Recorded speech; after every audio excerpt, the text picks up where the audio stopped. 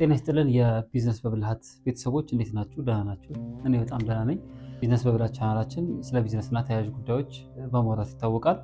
እንግዲህ ስለ ቢዝነስ በደንብ ማወቅ ከፈለጋችሁ፣ በጥልቀት አውቃችሁ ወደ ስራ መግባት ከፈለጋችሁ፣ እውነተኛ ቢዝነስ መስራት ከፈለጋችሁ፣ በኢትዮጵያ ነባራዊ ሁኔታ ቢዝነስ እንዴት ነው የሚሰራው የሚለውን ማወቅ ከፈለጋችሁ ይሄ ቻናል ለእናንተ ነው። እጅግ በጣም ይጠቅማችኋል ብዬ አስባለሁ።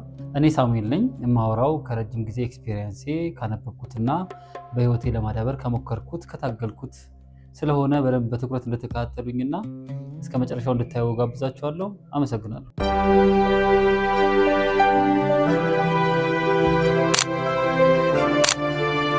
ተመልሰናል። ዛሬ የምናወራው የሮበርት ኪዮሳኪን መጽሐፍ የሆነው ሪች ዳድ ፑር ዳድ የሚለውን መጽሐፍ ላይ የተወሰደ ኮንሰፕት ነው። እኔም ደግሞ በህይወቴ ሞክሬውና አዳብሬው የተወሰነ አንዳንድ ኮንሰፕቶችን ላይ ጨምሬበት እናንተን ለማስረዳት እሞክራለሁ። በኢትዮጵያ ተጨባጭ ሁኔታ፣ ነባራዊ ሁኔታና በእኛ ህይወት ሊሆን የሚችለው እንዴት ነው የሚለውን በደንብ እናያለን። ጥቂት ስለ ሮበርት ኪዮሳኪ ብላችሁ፣ ሮበርት ኪዮሳኪ እንግዲህ እሱ ድሃ ከሚለው ቤተሰብ ነው የተገኘው። ማለትም ሰውየው ፕሮፌሰር ናቸው፣ አስተማሪ ናቸው። የእሱ የሮበርት ኪዮሳኪ አባት ደግሞ የጓደኛው አባት አለ። እሱ ደግሞ ነጋዴ ነው፣ ባለሀብት ነው። ስለ ሁለቱ ነው እያነጻጸረ የሚያወራው፣ ስለ ራሱ አባትና ስለ ጓደኛው አባት ማለት ነው። ሁለቱም ጋር ኮንሰፕቶች ተቀብሏል። አባቱ የሚለውንም ይሰማል፣ የጓደኛውም አባት የሚለውን ይሰማል። እንግዲህ የሁለቱን ወስዶ ከዛ በኋላ በህይወቱ ምን ትርጉም እንዳመጣለት በመጽሐፍ መልክ ጽፎታል። እኛ ከዛች የሆነችውን አንዷን ቁንጽል የሆነችውን ፓርት ስለ ቢዝነስ ኳድራንት እናወራለን። የቢዝነስ ኳድራንት እንግዲህ የሮበርት ኪዮሳኪ የሚለው ቢዝነስ ኳድራንት 4 ኳድራንቶች አሉ ብሎ ይላል። በ4 እንደዚህ ይከፈላሉ። እነዚህ አንደኛው ይሄኛው ኳድራንት፣ የመጀመሪያው ኳድራንት ኢምፕሎይ ነው። ይሄኛው ደግሞ ሰልፍ ኢምፕሎይድ ይለዋል። ይሄኛው ቢዝነስ ኦነር ይለዋል። ይሄኛው ኢንቨስተር ይለዋል። አሁን እነዚህ 4 ኳድራንቶች አሉ ይለናል ሮበርት ኪዮሳኪ። ምንድነው ልዩነታቸው? ምንድነው አንድ የሚያደርጋቸው? በደንብ እናያለን። ኢምፕሎይ ላይ ተቀጣሪ ማለት ነው፣ ተቀጣሪ ነው። ይሄኛው ደግሞ ራሱን ቀጥሮ የሚሰራ፣ ራሱን የሚቀጥር። ይሄ ደግሞ የቢዝነስ ባለቤት። ይሄ ደግሞ ኢንቨስተር ነው። ስለዚህ አሁን ይሄኛው እያንዳንዳቸውን ጥቅማቸውና ጉዳታቸውን እናየዋለን። ይሄኛው ተቀጣሪ ማለት መጀመሪያ ተቀጥሮ ነው የሚሰራው። ተቀጣሪ ሲሆን የጊዜ ነፃነት የለውም ይላል።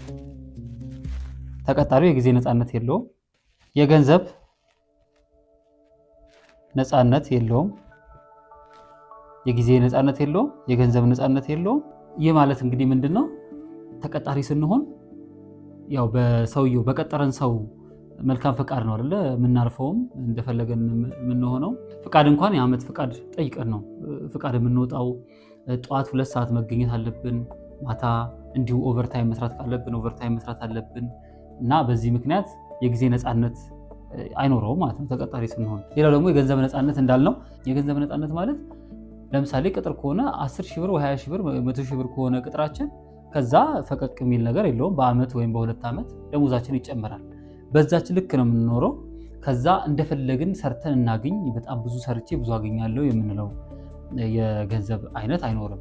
ስለዚህ የገንዘብ ነፃነት የለውም ብሎ ያምናል ተቀጣሪ ሲኮን። በዛ ላይ ደግሞ በብዙ አለቆች ታጅበን ነው የምንኖረው። አለም እንዳለቆቻችን መልካም ፈቃድ ነው የምንኖረው። ይሄ ዲስአድቫንቴጅ አለው ብሎ ያነሳል ሮበርት ኪዮሳኪ።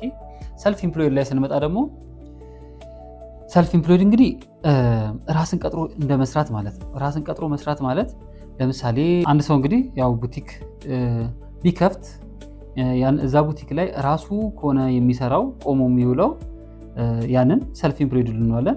ያኛው ሰልፍ ኢምፕሎይድ ደግሞ እንዲሁ ታይም የጊዜ ነፃነት የለውም። በአንጻራዊነት ከተቀጣሪው ይልቅ ይሄኛው የገንዘብ ነፃነት አለው። የገንዘብ ነፃነት አለው፣ ግን የገንዘብ ነፃነቱ ልክ እንደ ቢዝነስ ኦነር አይሆንም። ማለትም እሱ በሰራው ልክ ነው የገንዘብ ነፃነት የሚኖረው። የጊዜ ነፃነት ይሄኛውም ጥያቄ ምልክት ውስጥ ይገባል። በእርግጥ ጊዜው አንጻራዊ ነው። ምክንያቱም ጊዜ ለምሳሌ የሆነ ትሬኒንግ ላይ ነውና አንድ ሰውዬ ትሬኒንግ የሚሰጠን ሰውዬ ሲያነሳ ነው ኤግዛምፕል የሰልፍ ኢምፕሎይድ ስትሆኑ ለምሳሌ ካፌ አላችሁ እና ካፌ አላችሁ ካፌያችሁ ልክ 4 ሰዓት ሲል ምናምን ነገር ባይዘው ይሄ እኔም ገጥሞኛል 4 ሰዓት ሲል አካባቢ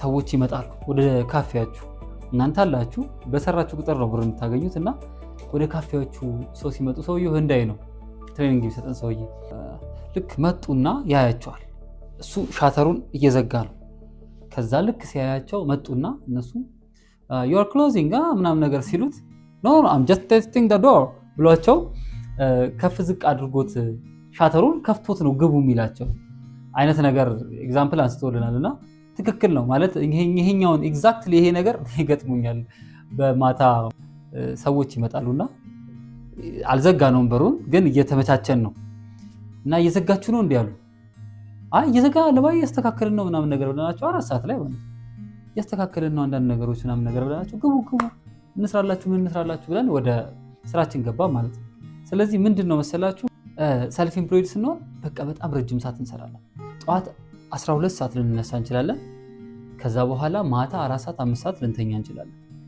ማታ ስራችን ራሱ 5 ሰዓት ልንዘጋ እንችላለን ኦልሞስት እኔ አሁን ሰልፍ ኢምፕሎይድ ላይ ታይም ፍሪደም እንደውም አይኖረንም እንችላለን መቅረት እኮ እንችላለን ለምሳሌ ትተነው ዘግተነው ብንሄድ የሚቆጣን የለም ግን ከስተመሮቻችን ይርቁብናል ሌላ ጊዜ ይዘጋል ብለው ያስባሉ ስለዚህ ግዴታ በቃ በሰዓቱ እንገኛለን በማታ አምሽተን እንወጣለን ሰራተኛ እንኳን ብንቀጥር ሰራተኞቻችን ወጥተው እኛ እናመሻለን ምክንያቱም ተጨማሪ ገንዘብ ለማግኘት ግዴታ መስራት አለብን ሌላው ሰልፍ ኢምፕሎይድ ላይ ትልቁ ችግር ቢያመን ስራው ይበላሻል ግዴታ እኛ መኖር አለብን እኛ መስራት አለብን ቢደክመን አንዳንዴ ረፍት ብንፈልግ ላናርፍ እንችላለን ሐኪም ቤት መሄድ እያለብን አሞን ላንሄድ እንችላለን ቆይ ዛሬ ቆይ ነገ ስንል እንዲሁ ሊያልፈን ይችላል ብዙ ቻሌንጆች አሉት ሰልፍ ኢምፕሎይድ ላይ እኔ ምንድነው ከሪቨርት ኬሳኪ ትንሽ ጨመር ያደረኩበት ነገር ሰልፍ ኢምፕሎይድ ወደ ቢዝነስ ኦነር እንደዚህ ስንሄድ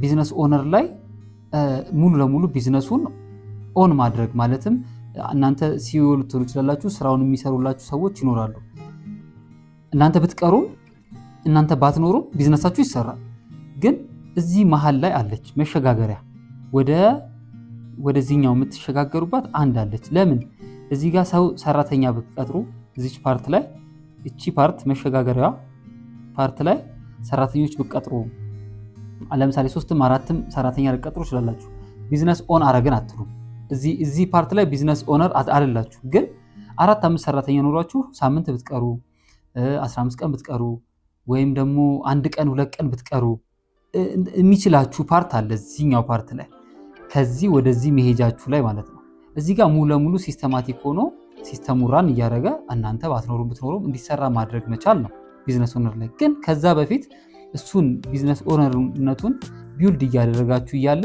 እዚች ፓርት ላይ የተወሰነ አንጻራዊ ታይም ፍሪደም ይኖራችኋል እንዲሁም ሰራተኛም ቀጥራችሁ ጉልበታችሁንም ሴቭ ማድረግ ራሳችሁንም ጊዜያችሁንም ሴቭ ማድረግ ቢዝነሳችሁንም ሲስተም ለመገንባት ጊዜ የማግኘት ቦታ ይኖራችኋል እዛች ሺፍት ላይ ማለት ነው ይሄ አንዱ አድቫንቴጅ ነው ግን ዞሮ ሰልፍ ኢምፕሎይድ ሳንሆን ወደ ቢዝነስ ኦነርነት ማድረግ ያው ውርስ ካልሆነ በስተቀር አይሆንም የቢዝነስ ቤተሰብ የገነባው ቢዝነስ ካልሆነ በስተቀር ራሳችን ቀጥረን እንደዛው 24 ሰዓት ሰርተን ደክመን ከእንቅልፋችን ከሁሉ ነገራችን ቀንሰን ነው ቢዝነስ ኦነር የምናደርገው ትልቁ ግን ሚስጥር ያለው ከሰልፍ ኢምፕሎይድነት ወደ ቢዝነስ ኦነር የምትሄዱበትን መንገድ በደንብ ማወቅ ነው ሰልፍ ኢምፕሎይድ መሆን ቀላል ነው ከቅጥር ወደ ሰልፍ ኢምፕሎይድ መምጣት ወይም ራስ ቀጥሮ መስራት ትንሽ ከበድ ይላል አይደለ ከበድ ይላል ግን ይሻላል ለመክፈት ቢዝነስ ይሻላል ከሰልፍ ኢምፕሎይድ ግን ወደ ቢዝነስ ኦነርነት መሄድ እጅግ በጣም ፈታኝ ነው ስራው አያድግም እኔ አሁን ለምሳሌ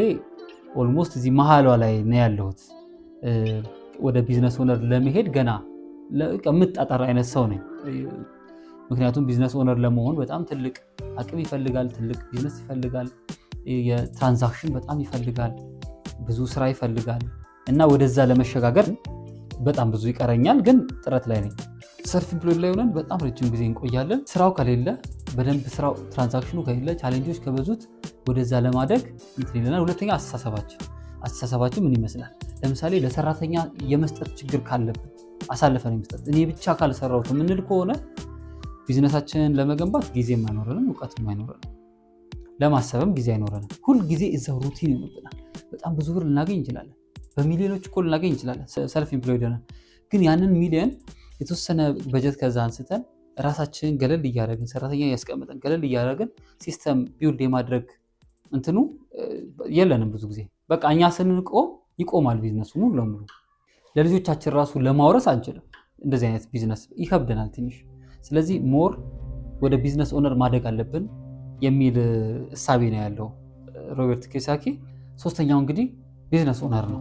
ቢዝነስ ኦነር ማለት ምን ማለት ነው? ሲስተም ቢውልድ ያደረገ